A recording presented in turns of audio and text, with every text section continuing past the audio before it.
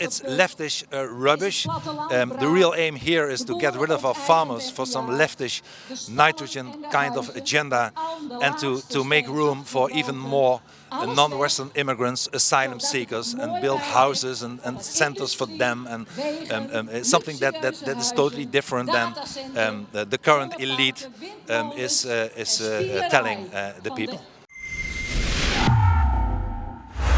This is Callum Smiles for Rebel News here in The Hague on the day of the Dutch farmers' protest. Now, the Dutch farmers are having to protest because the government simply will not back down with their radical, dramatic nitrogen emission reducing policies, all in the name of climate change, which is sure to cripple many farmers. Now, behind me is a secret meeting location where both Dutch farmers and truckers have met just before the protest starts. Now, some of the Dutch farmers are having to head towards a separate demonstration on a beach because the authorities have threatened them with both time in jail and a €4,500 fine for attending today's protest. Many of the farmers are financially suffering already, so they couldn't risk being prosecuted and fined by the police. While some headed to the beach, I decided to stay with the rest of the group before they set off for the protest. So here at the farmer and trucker meeting point, there is an excited yet nervous atmosphere as the police are making it very difficult for the convoys to move. One of the convoys has already been stopped by the police, and now the truckers behind me, they're planning what is the best route to get towards Zuiderpark without police interference. So we're heading towards Zuiderpark now, but the farmers and truckers have decided to do it in smaller groups because the police have already stopped one convoy. This behind me is my transport, so I'm going to go get in.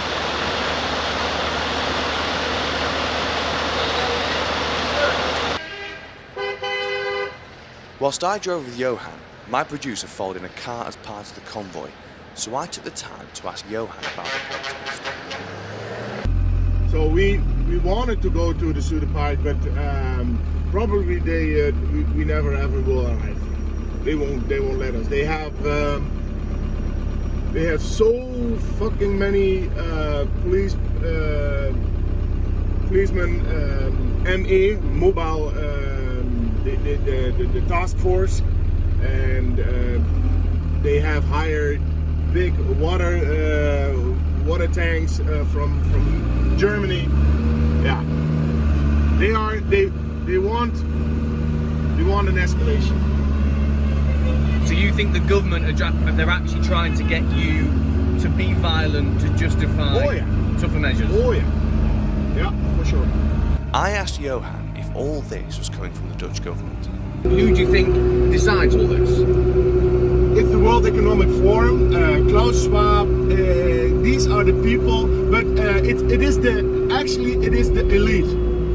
It is the 1% elite, the 1% elite who wants to have control. It's all about control of the humans. After a bit of a bumpy ride, we arrived at Zuiderpark.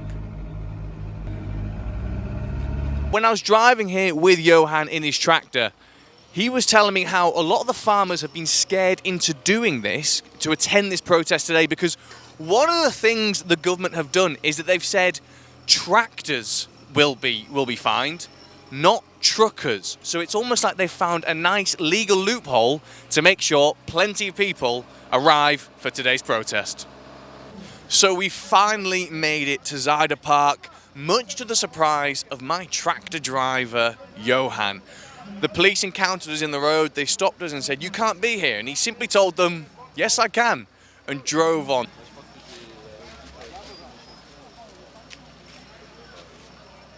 So despite the authorities' best efforts to prevent people from coming here today, as you can quite clearly see behind me, they have failed, and failed miserably, as people are still turning up across the field over there. There are thousands of people here. Tractor drivers are told if they come here they will face fines of up to £4,500, and yet tractor drivers have still turned up. I'm going to go mingle with the crowd and ask them exactly why they think it's important to be here. Do you think the Dutch nitrogen emission reducing policies will cripple farmers? Yes, of course. Yes, we are from a region, Friesland, the best region in Holland, by the way. But we see the farmers around us, and we know how important our farmers are. How will we eat if we don't produce food? But also for all those families, they are there for centuries. It's their country. They made it. They made it bloom, you know. What do you make of the Dutch government's nitrogen emission reducing policies? It's all bullshit, man. They're lying to us. They're lying to our faces. They're trying to steal the companies from the farmers, and they're trying to take our freedom away from us. And if they go ahead with it, what sort of impact do you think it'll have to just the normal people in the Netherlands? Well, there's already 1 million people that are living under poverty level, so I think that will be worse.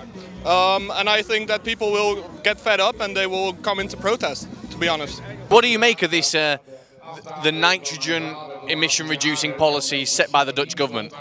They set their borders so narrow. I think we will, in a few years, we will be a third world country.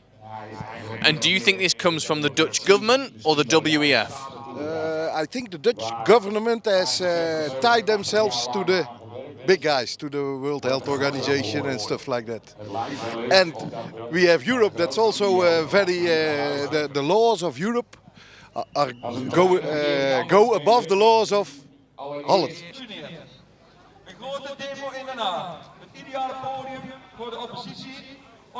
World famous Dutch politician Geert Wilders is here, and I'm going to try and ask him a question. Yes. Mr. Wilders, what do you make of the nitrogen emission reducing policies? What do you think the real story is? Well, I think it's leftish rubbish. The real aim here is to get rid of our farmers for some leftish nitrogen kind of agenda, and to make room for even more non-Western immigrants, asylum seekers, and build houses and centers for them, and something that is totally different than the current elite is telling the people. Farmers, truckers, politicians, commentators and activists all spoke at the event about how detrimental the Dutch government's plans will be for the whole of the Netherlands. Well-known commentator Eva Vladingerbroek also spoke at the protest. So Eva, what do you make of the Dutch nitrogen emission reducing policies? Do you think they have anything to do with climate change at all, or do you think it's more about controlling people? No, they're a total lie. Like, the whole thing is made up, you know, it's only a problem on paper. It's just a premise, a pretext really, that our establishment is using to steal our farmers' land. That's what I just said in Dutch, and I'll say it in English again, because it's the truth. You know, there's no truth to any of the nitrogen bullshit. I'm sorry to say it that way, but that's what it is. I mean, the fact that so many farmers here now are considering, for example, to move across the German border like 100 meters, you know, and put the whole thing down again. That shows you how arbitrary all of this is. It doesn't make any sense. It's not real. What I see is that a problem has been created in order to put something out there that has nothing to do with climate, and it has to do definitely with complete control of what people own, how people do the farming, what they have to give, to provide, what they have to contribute in the national and international economy. That is how I look at it. So speaking to many of the protesters here, many of them think that actually these nitrogen emission reducing policies have nothing to do with climate change, but are actually in fact all to do with population control. So why do you think Mark Rutte is doing this? Well, in a collectivistic transition, in a communist revolution, you will always have the first attack at the farmers because they have land and they produce the food. And the aim, I think, I might be wrong, but the aim, I think, is to reduce the middle class, reduce all the entrepreneurs. And the first attack is always on the farmers.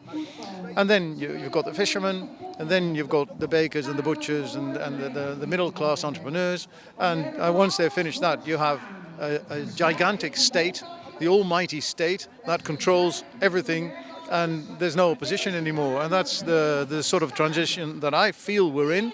And I think we should fight this tooth and nail to get rid of this, because, well, we've seen it in the Soviet Union, we've seen it in North Korea, we've seen it in China, we've seen it in Cuba, and before you know it, you're stuck with people who are in control, who are not there out of your interest. No, they're only working for their own interest.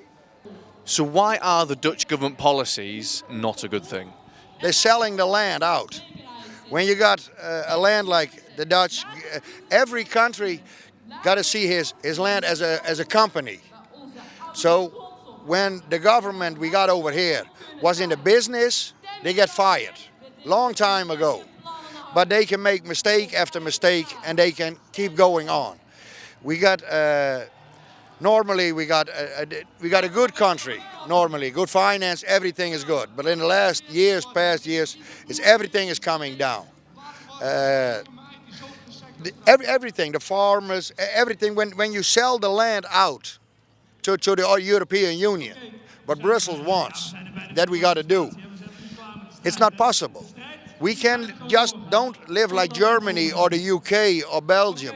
Every country got its difference. Also here. So you got to take care of your own country. And what do you think the EU want to do with this land? I think they want to make one big city of it, three-state city, and then they gonna make the food as a supply. When you don't do your best, you get less food. So you gotta stay in line. Then they, with 40, 50 years, they don't need police anymore. Because when you don't listen, you don't get food. Will the Dutch government policies have a negative effect on farmers? Yes, yes, very negative. And not only on the Dutch farmers, it goes global.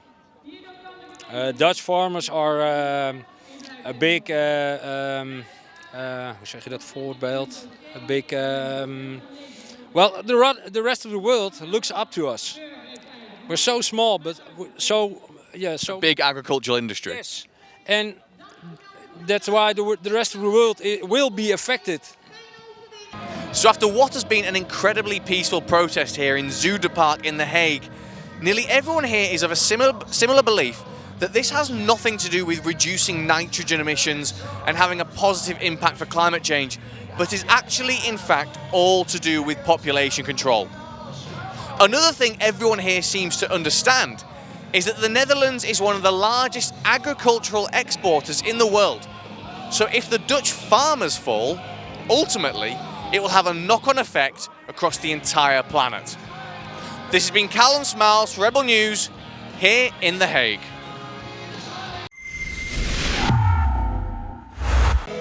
If you've enjoyed all of our Farmer Rebellion content, and let me tell you, the Dutch at the protest today certainly have, after such a lovely warm welcome we have received, you can head over to farmerrebellion.com where you can share all of our content, but most importantly, where you can chip in a couple of quid or a couple of bucks if you're across the other side of the Atlantic to help cover our modest expenses. Because whilst Rebel News is free to view, it isn't free to do. And without your help, we simply cannot bring you the news that matters to you. So again, that's farmerrebellion.com. Thank you.